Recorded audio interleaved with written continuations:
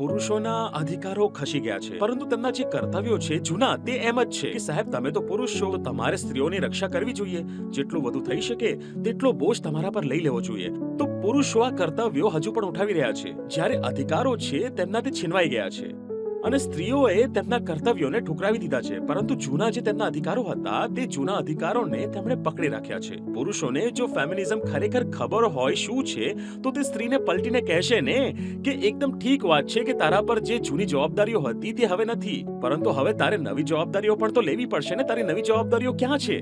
તમે સ્ત્રીને ઘરે બેસાડી દીધી છે, તે જે તમે તેને પૈસા આપો છો તે તમારા જ આપેલા પૈસાનો ઉપયોગ કરીને તમારું શોષણ કરશે. કારણ કે આ જે અનઅર્ન્ડ મની હોય છે તે માણસને ક્યાંયનો નથી છોડતો. તે માણસને અંદરથી ખરાબ કરી નાખે છે.